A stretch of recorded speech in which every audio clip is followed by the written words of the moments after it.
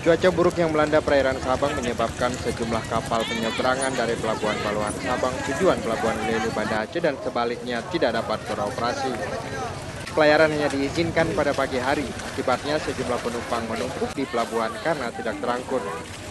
Di Pelabuhan Ulele Banda Aceh, ratusan penumpang kapal dari Pelabuhan Balohan tiba pada Selasa pagi setelah tertunda keberangkatan akibat cuaca buruk.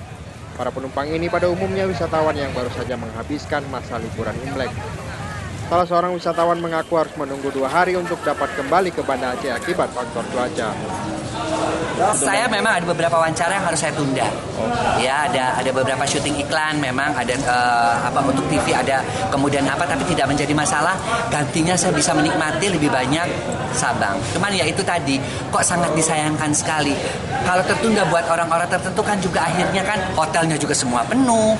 Ya kan akhirnya kita mencari hotel juga sulit. Apalagi mereka setelah tahun baru Imlek kan semua tumplek mau pulang nggak bisa.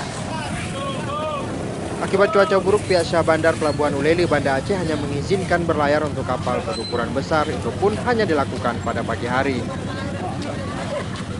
Untuk berlayar pagi boleh sekali atau 2 kali pagi. Di bawah jam berapa itu pagi itu? Sekitar di bawah jam-jam 9 lah. Jam 9? Jam-jam 8.30 bisa, jam setengah 8 bisa. Lewat dari situ, di atas itu sudah mulai, angin sudah mulai kencang. Menurut data Badan Meteorologi, Klimatologi, dan Geofisika BMKG, ketinggian ombak di perairan Aceh mencapai 3 meter. Hal ini sangat berbahaya bagi aktivitas pelayaran. Dari Banda Aceh, Mulyadi melaporkan untuk Aceh Video.